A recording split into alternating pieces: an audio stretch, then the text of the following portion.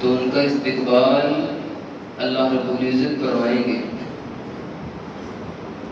اللہ رب العزت ان کے استقبال کے لیے جنت کے 8 دروازے کھول دیں گے۔ اس سے بڑھ کے خوش نصیبی کیا ہو سکتی ہے کہ اللہ رب العزت ان لوگوں کے استقبال کے لیے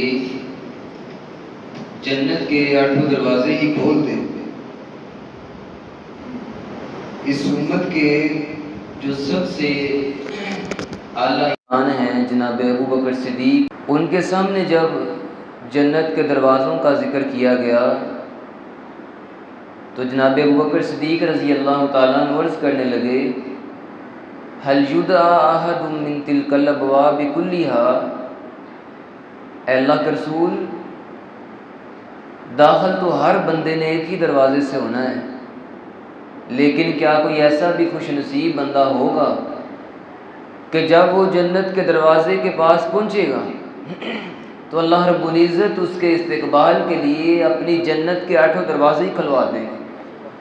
نبی علیہ السلام فرماتے ہیں ارجو ان تکون منہ، ہاں ابو بکر مجھے پورا یقین ہے کہ میرا ابو بکر بھی انہی لوگوں میں سے، جب میرا ابو بکر بھی جنت کے دروازوں کے پاس پہنچے گا نا تو میرا اللہ میرے ابو بکر کے لیے جنت کے 8 دروازے کھلوا دے۔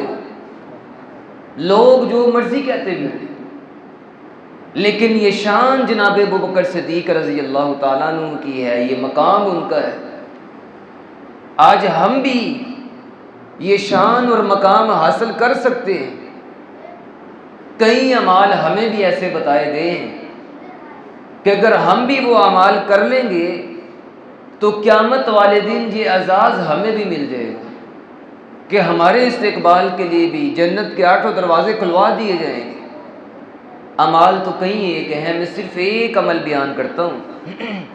عبادہ بن صامت رضی اللہ تعالیٰ عنہ حدیث کے راوی ہیں، فرماتے ہیں کہ نبی کریم صلی اللہ علیہ وسلم نے فرمایا من عبد اللہ ولم یشرک بہ شیئا، جو بندہ صرف اللہ کی عبادت کرتا ہے، اللہ کی عبادت میں کسی کو بھی شریک نہیں کرتا، عبادت صرف اللہ کی، اللہ کے ساتھ کسی کو بھی شریک نہیں کرتا ہے، کیونکہ یہ اتنا خطرناک گناہ ہے کہ اگر ایک ذرے کے برابر بھی اگر انسان کے کھاتے میں آ جائے تو انسان کی دنیا آخرت برباد ہو جاتی ہے، اتنا خطرناک گناہ ہے۔ اللہ فرماتے ہیں اگر تمہارے گناہ زمین و آسمان کے خلا کے برابر بھی کیوں نہ ہو، اگر میں چاہوں گا تو وہ سارے گناہ معاف کر دوں گا اگر میرے ساتھ تم نے شرک نہ کیا ہو، کیونکہ جس نے شرک کیا وہ تو برباد ہو گیا۔ نبی علیہ السلام فرماتے ہیں قیامت کا دن ہوگا، جو بندہ جس کو سب سے ہلکا ترین عذاب جہنم کا ملنا ہے نا، آقا فرماتے ہیں وہ یہ ہے کہ اس کے پاؤں میں آگ کے 2 انگارے رکھے جائیں گے یا آگ کے 2 جوتے پہنائے جائیں گے۔ ان 2 انگاروں کی وجہ سے اس بندے کا دماغ ایسے ابلے گا جیسے چولہے کے اوپر ہنڈیاں ابلتی ہے۔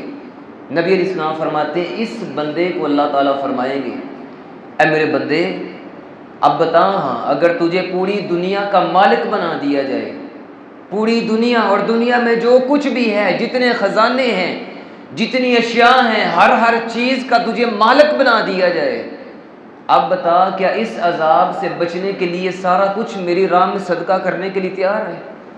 بندہ عرض کرے گا ہاں اللہ، اب میں سارا کچھ بھی تیری راہ میں قربان کر دوں گا، لیکن اس عذاب سے میری جان بچنی چاہیے، اس عذاب سے مجھے بچا لیا جائے۔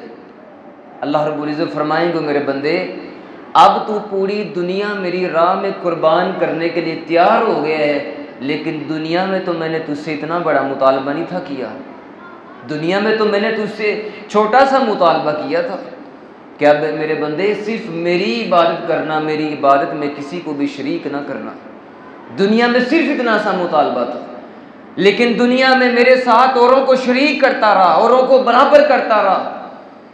وَمَن يُشْرِكْ بِاللَّهِ فَقَدْ حَرَّمَ اللَّهُ عَلَيْهِ الْجَنَّةَ وَمَأْوَاهُ النَّارُ، اللہ فرماتے ہیں جس نے میرے ساتھ شرک کیے ہے اس کا ٹھکانہ اب جہنم ہے، جنت اور جنت کی نعمتیں اس پہ حرام ہیں، وَمَا لِلظَّالِمِينَ مِنْ أَنصَارٍ۔ اب ادھر تمہارے کام کوئی بھی نہیں آنے والا، ہمیشہ ہمیشہ کے لیے تمہارا ٹھکانہ جہنم ہے۔ اس لیے آؤ بھائی، اللہ کی توحید کے معاملے میں غیرت مند بن جاؤ۔ یہ جو سارا اللہ نے دیا ہے نا، یہ ایک در پہ ہی جھکتا رہے تو اچھا لگتا ہے۔ یہ عزت اسی میں ہے کہ یہ سر ہم ایک اللہ کے در پہ ہی جھکائے۔ اگر یہ در پہ جھکے گا تو اللہ کو پیارا نہیں لگتا، اللہ کو بڑا غصہ آتا ہے کہ سر میں نے عطا کیا، جسم میں نے عطا کیا، وجود میں نے دیا، نعمتیں میں دیتا ہوں، رزق میرا کھاتے پیتے ہو، نعمتیں میری استعمال کرتے ہو، لیکن پکارتے دوسروں کو بھی میرے ساتھ برابر کرتے ہو۔ اللہ کو بڑا غصہ آتا ہے۔ اللہ کی توحید کے معاملے میں ایک بندہ جو مومن ہوتا ہے وہ بڑا ہی حیا والا ہوتا ہے، بڑی غیرت والا ہوتا ہے کہ یہ سر میں غیر اللہ کے سامنے جھکاؤں تو جھکاؤں کیسے؟ کون سا ایسا کام ہے جو میرے اللہ کے در سے نہ ہوتا ہو؟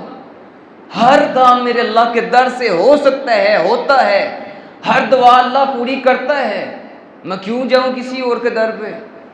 نبی علیہ السلام کے صحابی جناب عمر بن خطاب رضی اللہ تعالیٰ عنہ، ان کے جو پوتے ہیں سالم، بیت اللہ کا طواف کر رہے تھے۔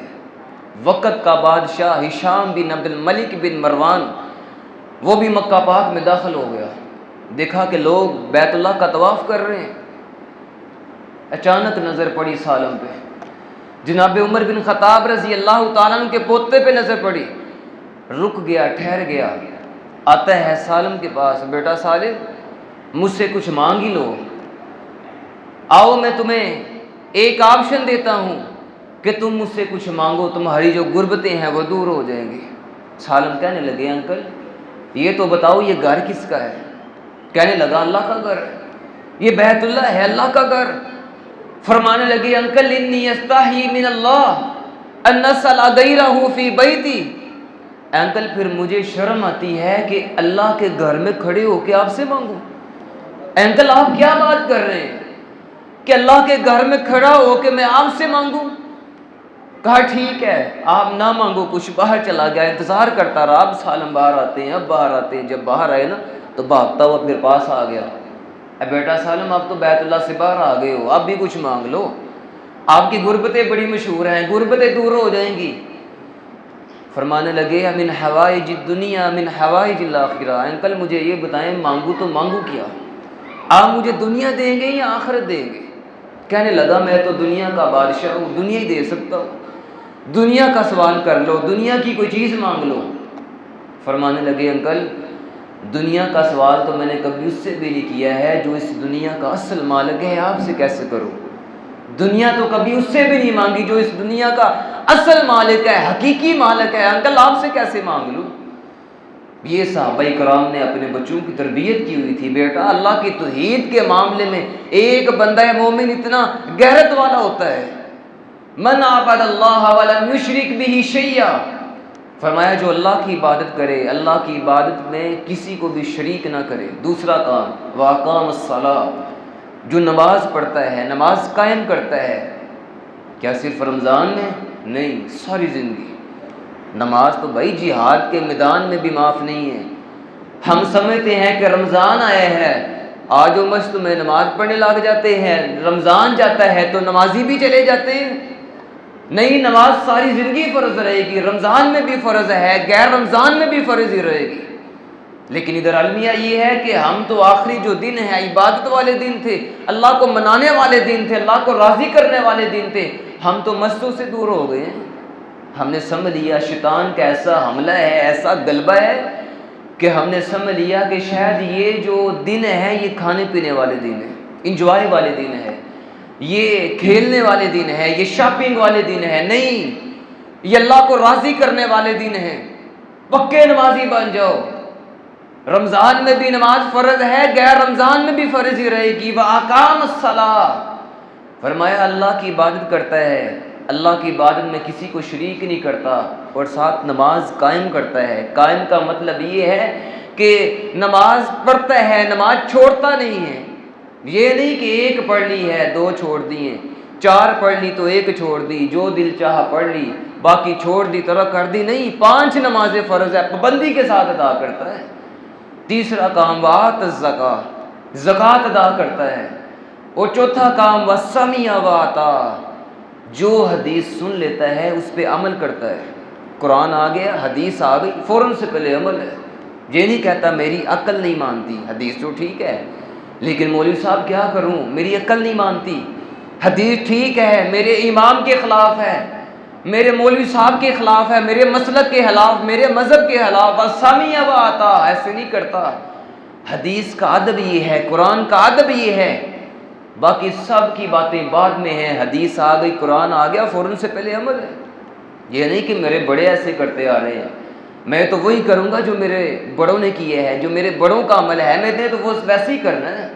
وسمع وأطاع، فرمایا توحید کے معاملے میں بڑا غیرت مند ہے، نماز پڑھتا ہے، زکوٰۃ دیتا ہے، اور جو حدیث سنتا ہے اس پہ عمل بھی کرتا ہے۔ فرمایا جس بندے میں یہ 4 کوالٹیاں موجود ہوں، قیامت کا دن ہوگا جب یہ بندہ اللہ کی عدالت میں آئے گا، اللہ رب العزت ایسے بندے کے لیے اپنی جنت کے 8 دروازے کھول دے گا۔